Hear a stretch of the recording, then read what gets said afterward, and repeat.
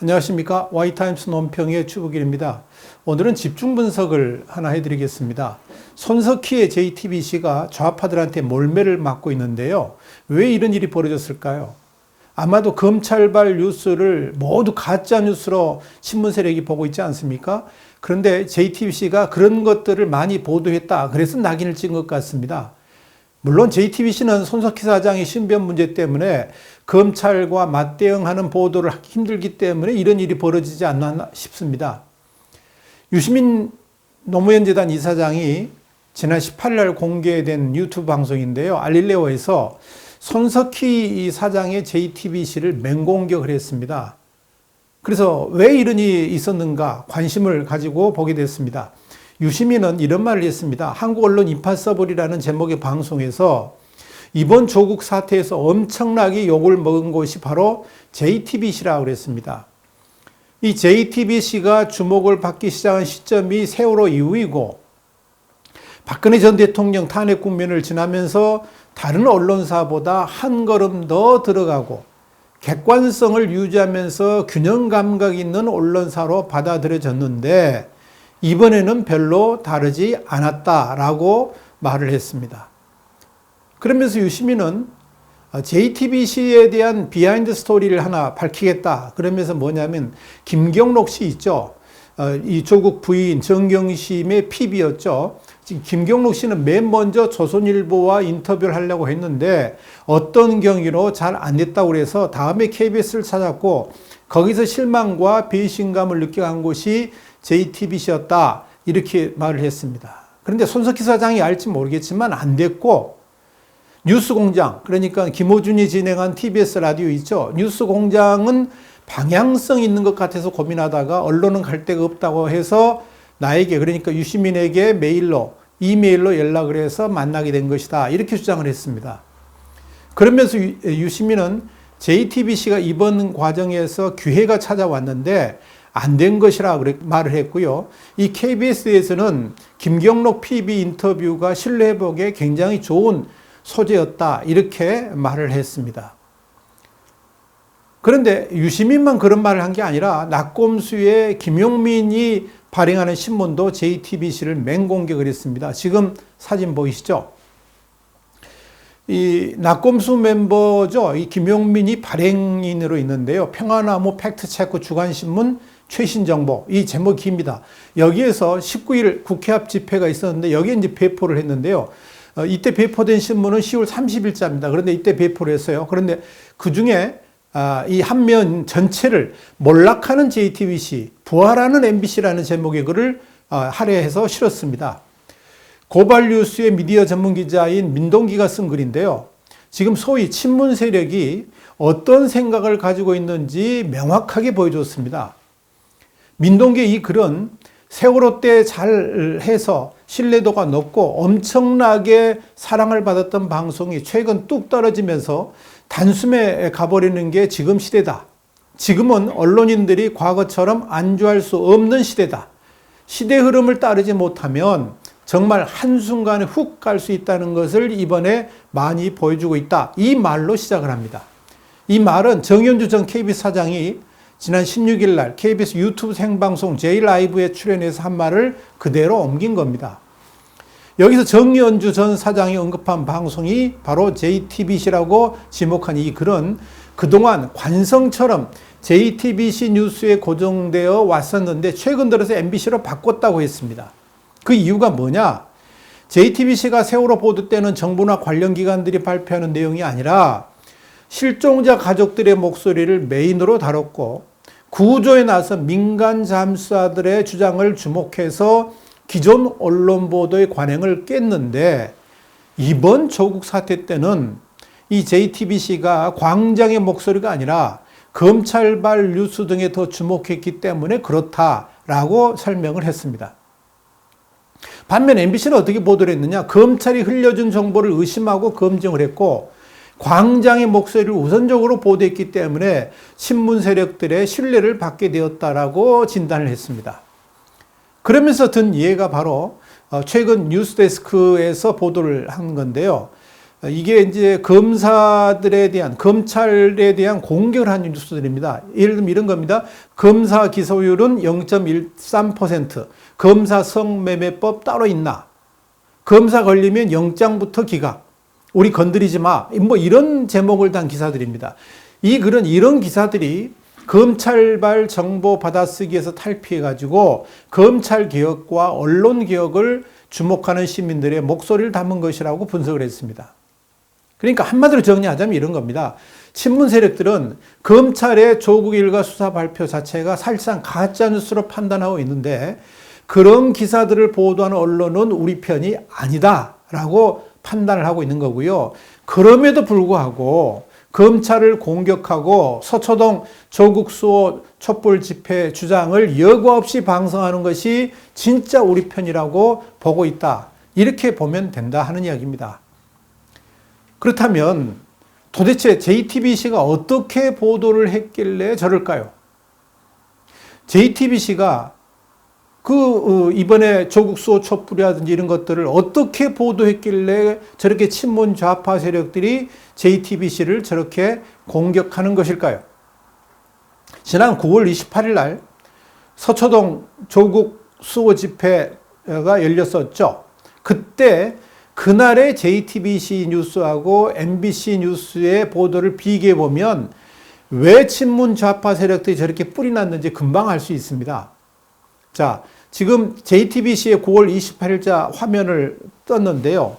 여기 보시면 JTBC가 이날 뉴스룸에서 조국 사태하고 관련돼서 보도한 내용은 모두 6곡지입니다. 맨 먼저 올린 기사가 서초동 대규모 촛불 집회 참가자들 검찰 개혁 촉구라는 5분 21초짜리 리포트였고요. 그리고 전국 각지에서 서초동으로 참가자들 모두 못 태운 버스 기사가 1분 21초 리포트로 이어졌습니다. 세 번째 꼭지는 민주당 의원들 서초동 집회로 한국당 지도부 장애투쟁, 이 제목에 2분 59초 리포트가 이어졌는데 여기서는 이제 민주당 쪽이 상당히 많이 배정됐고 한국당이 나머지 또 이어졌습니다. 이어서 내리 세 꼭지를 조국 부인 정경심에 대한 검찰 수사 내용을 보도했습니다. 그 첫 보도가 정경심 소환 일정 조율, 검찰 총리 과잉 지적에 반박이라는 1분 36초 분량의 리포트가 있었고요. 그 다음이 경찰총장 윤총경 수천만 원 뇌물 혐의 포착이라는 제목의 1분 11초 리포트. 그리고 2분 54초 분량의 버닝성 사건, 윤총경 겨냥 특별한 삼각골이 밝혀지나 이런 보도가 계속됐습니다. 전체 뉴스룸이 전부 22꼭지였는데 이 중에 서초동 집회가 3개, 정경심 등 조국 수사 기사가 3꼭지였습니다. 그렇다 그러면 같은 날 MBC 뉴스 데스크는 어떻게 보도를 했을까요? 지금 화면에 보이는데요. 한마디로 이 MBC 뉴스 데스크는 JTBC 뉴스룸과는 차원이 달랐습니다. 전체 19꼭지를 보도했는데 서초동 집회하고 관련된 기사가 3꼭지였고요. 대신 조국 일가 수사 관련한 뉴스는 아예 없었습니다. 대신 스포츠 관련 뉴스가 4꼭지나 있었습니다. 뉴스의 내용과 이 질이 JTBC 뉴스룸과는 완전히 차별화됐습니다. MBC 뉴스데스크 역시 서초동 집회 기사를 첫머리에 올렸습니다. 1분 40초 분량의 공수처 설치, 특수부 폐지, 검찰개혁 이뤄내야 이 보도를 했고요. 이어서 촛불 집회 주최 측 추산 100만 명 모여 제목 기사를 1분 59초 동안 보도했습니다. 집회 인원 숫자를 제목에서 100만 명이라고 아예 명기를 한 겁니다. 그리고 이 MBC 뉴스데스크는 뉴스 말미에 이 시각 촛불 현장 주최 측 추산 100만 명 모여 라고 하면서 제목을 달면서 현장을 연결해가지고 또 1분 23초 동안 또 보도를 했습니다. 자막에는 지난 주말 집회보다 참가자 크게 늘어 이 제목이 붙었습니다. 그러니까 친문 세력들이 싫어하는 뉴스가 거의 안 보인 거죠. 딱 하나 있었는데 그것도 한국당의 장애 집회 보도였는데 조국 퇴진해야 한국당 동시다발 장애 집회 이게 1분 37초 동안 전했습니다. 그럼 JTBC 뉴스룸과 MBC 뉴스데스크의 보도 과연 무엇이 얼마나 차이가 날까요? 근데 그 차이는요 확연하게 드러났습니다. 우선 JTBC 보도하고 MBC 뉴스가 뭐가 다르냐? MBC 뉴스데스크는 검찰발 보도를 전혀 보도하지 않았습니다.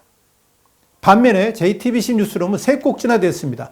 양도 무려 5분 41초나 됐습니다. 서초동 집회를 부각시키는 뉴스도 JTBC 뉴스룸은 2꼭지인 반면에 MBC 뉴스데스크는 3꼭지였습니다. 그런데 사실 전체 보도 분량으로 보면 JTBC 뉴스룸이 6분 42초 동안 서초동 집회를 방송했기 때문에 훨씬 많았습니다만은 문제는 질적인 측면에서 친문 좌파 세력의 불만을 산 겁니다. 그러니까 MBC 뉴스데스크는 집회 인원도 아예 100만 명이라고 이렇게 규정을 했고요. 이것도 2꼭지에서 아예 기사 제목으로 이걸 강조를 했습니다. 그런데 JTBC 뉴스룸은 그런 내용이 없었습니다. 그러니까 이런 차이, 그러니까 친문 좌파 세력이 원하지 않는 기사인 검찰발 보도를 했느냐 하지 않았느냐, 그리고 친문 좌파 세력이 기분 좋아할 기사가 있느냐 없느냐, 이것이 바로 이런 JTBC 퇴출로 이어졌다, 이렇게 볼 수가 있을 겁니다. 그렇다면 문재인 정부 출범 1등 공신이었죠. JTBC가 왜 이렇게 변했을까 궁금하시죠? 단적으로 말하자면 친문 좌파 세력 입장에서 JTBC는 변절했다고 봅니다. 그래서 이 JTBC 뉴스를 보지 않고 MBC로 방향을 돌렸다는 겁니다. 아니, 그렇게 MBC로 방향을 돌리도록 친문 좌파 핵심에서 선동하고 있다라고 봐야 옳을 겁니다. MBC 입장에서는 뉴스데스크 시청률이 종편 시청률보다 낮고요. 아예 존재감조차 없어진 상황에서 친문 좌파 세력이라도 붙들어 가지고 시청률을 올려보고자 하는 의도였을 겁니다. 그래야 0%에서 탈출할 수 있기 때문에 그렇겠죠. 그런데 JTBC는 왜 친문 좌파 세력이 분노할 정도로 뉴스의 방향을 고쳐 잡았을까요? 가장 큰 이유는 JTBC의 브랜드나 다름없는 손석희 사장의 법적 거취와 관련이 있는 것으로 추측됩니다. 그러니까 개인 신상 문제로 검찰 조사를 받았고, 또 앞으로 검찰의 기소 방향에 따라서 구속까지도 당할 수 있는 입장에서 이 조국 일가와 관련된 이 보도를 하면서 검찰에 맞서는 이렇게 뉴스를 전하기에는 상당한 부담이 있었을 것으로 보입니다. 그래서 MBC와 같이 검찰을 직접 공격하는 보도를 하기 어려웠을 것이고요. 또 일방적으로 조국 편을 드는 보도 역시 쉽지 않았을 것으로 보입니다.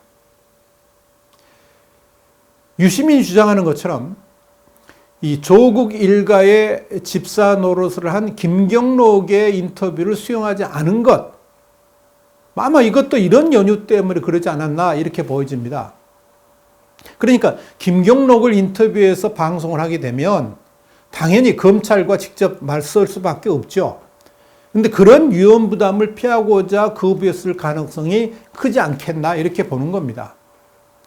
또 하나 이유는 아마도 중앙일보의 태도와 맞닿아 있을 수도 있습니다. 중앙일보가 문재인 정부 출범 직후 보도 태도가 어떠했는지 많은 국민들이 아실 겁니다. 완전히 친문 앞에 이렇게 딱 앞장서가는 언론이었죠.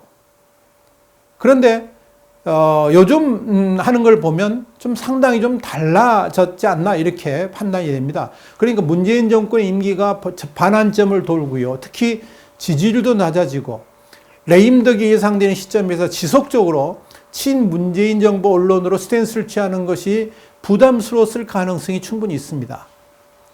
JTBC 역시 중앙일보의 스탠스와 보조를 맞춰야 될 입장에 놓인 것이 아닌가 보여집니다. 그래서 조금씩 현 정부와 거리 두기를 하고 있는 것이 아닌가 이렇게 판단이 됩니다. 어찌됐건 지금의 중앙일보나 JTBC의 보도는 1년 전과는 확연히 다른 점들이 많이 보입니다. 이 중앙일보와 JTBC가 내년 4월 총선 이후에 전국 변화에 몸살이기를 하고 있고요. 문재인 레임덕 이후를 준비하고 있다 봐도 무방할 것 같습니다. 이러한 것들이 친문 좌파 세력의 반발을 사고 있다 이렇게 볼 수가 있는 겁니다. 자, 그렇다면 MBC 뉴스데스크 부활할 수 있을까요? 친문 좌파 세력의 집중적 응원을 받고 있는 MBC가, 그 MBC 뉴스 데스크가 과연 부활할 수 있을까요? 그런데 제가 판단할 때는 좀 차원이 다른 문제라고 봅니다. 친문 좌파 세력의 중심은 30, 40대가 이 MBC 뉴스 데스크를 보지 않기 때문에 그렇습니다. TV를 아예 안 보는 세대 아닙니까? 오히려 유튜브에서 모든 것들을 검색하는 세대들이기 때문에 그렇습니다. 그저 MBC는 우리 편이라는 칭호 말고 MBC가 더 덕볼 것은 없을 것으로 예상됩니다. 그러니까 언론이 공정성을 담보하지 않고 존재할 수 있다고 생각하는 것 자체가 무리 아닌가 보여집니다. MBC는 지금 이 어둠의 수렁으로 더욱더 빠져들고 있는 겁니다. 그럼에도 그렇게 가야만 하겠다고 고집하는 그런 MBC의 경영진이 참으로 안쓰러워 보일 뿐입니다. 그렇다면 KBS는 어떨까요? KBS는 공영방송인 KBS, 많은 국민들은 이미 마음속에서 KBS를 지워버렸습니다. 조국 전 법무부 장관이 사퇴를 했죠. 14일 밤에. 그런데 이 KBS 1TV의 시사 프로그램인 더 라이브에서 어떤 방송을 했는지 아십니까? 더 라이브는 이제 생방송으로 진행하는 건데요.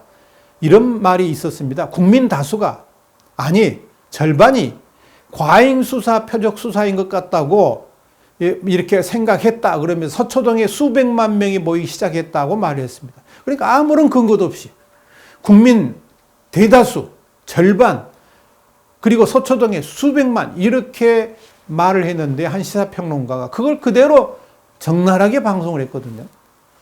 어마어마한 숫자가 몰렸죠. 10월 9일에 광화문 집회. 이날에는 낙검수 출신의 김영민이 나와가지고 뭐라고 그런지 아십니까? 이 집회가 헌정유린 의도를 갖고 있는 것은 아닌지 의심된다 그랬습니다. 그러면 10월 9일날, 10월 3일날 집회는 헌정유린 의도가 있고 서초동 집회는 뭐라는 겁니까? 현 정부를 세워주고 대한민국을 바르게 하자는 집회라는 겁니까? 말도 안 되는 거죠. 그러니까 국민의 편이 아니라 정권의 주구가 된 KBS를 누가 신뢰하겠습니까? 이것이 대한민국 언론의 현실입니다. 오늘 와이타임스 논평은 집중 분석을 해드렸는데요. 손석희의 JTBC가 좌파들한테 지금 몰매를 맞고 있는데 왜 그런지를 살펴봤습니다. 아마도 이 검찰발 뉴스를 가짜 뉴스로 보고 있는 신문 세력이 주로 이제 그쪽 뉴스를 이렇게 집중 보도하는 JTBC를 배신자로 낙인 찍었지 않나 보여집니다. JTBC가 그런 보도를 할 수밖에 없었던 것은 손석희 사장의 신변 문제하고 맞물려 있어서 그런 것이 아닌가 보여집니다. 와이타임스 논평이었습니다. 다음 시간에 다시 뵙겠습니다. 감사합니다.